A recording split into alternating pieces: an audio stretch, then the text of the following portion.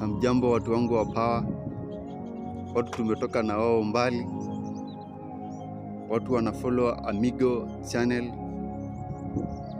Hii channel nilipata an idea in back 2024 nikiwa Nairobi, nikasema acha ni create channel ya Amigo live show.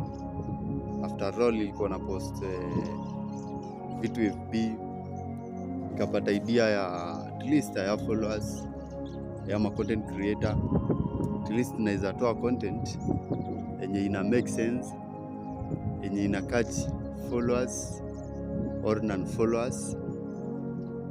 Nikasema wacha nika deep mind, nikasema wacha pia nifike TikTok, and after all things are good, I'm progressing well, na hivyo ndo inafaa kwa sasa. Tunaelekea mambo ya siasa ya 2027 kama Kenya, kulingana na our new constitution. Sisi ni watu wa Kajiado na mambo iko hivi watu wangu. Unajua Waswahili husema politics is a dirty game and always remain a dirty game.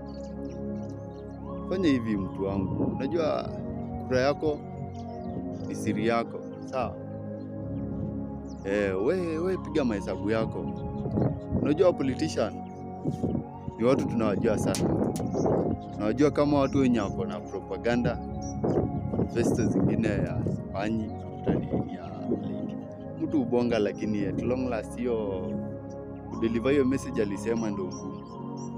So iko hivi, wewe chagua mtu kulingana na venye anakusaidiaga, venye mna relate na yeye, ndio at least hata huenda pite utaweza mfikia nyumbani ama through a call na mambo ikuwe sawa. Enda kwa mkutano wa kila mmoja, lakini finally have your own decision with your own wife, with your own family, na solve jeni nani ndio nani, sawa? Tuko pamoja. Kajiado Talents Award imefika, Amigo live show ilikuwa hapo, mlinivote kama content creator of the year, na April date 10 gala night tupatane huko, mambo itakuwa sawa.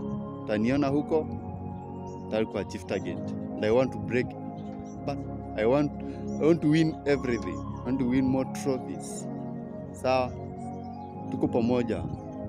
Bora maombi tu, alafu success is nothing but hard work tu. Wewe msee kuwa na hard work, alafu work achieving your target na Mungu mbele. Tuko pamoja. Follow for Amigo live show for more updates.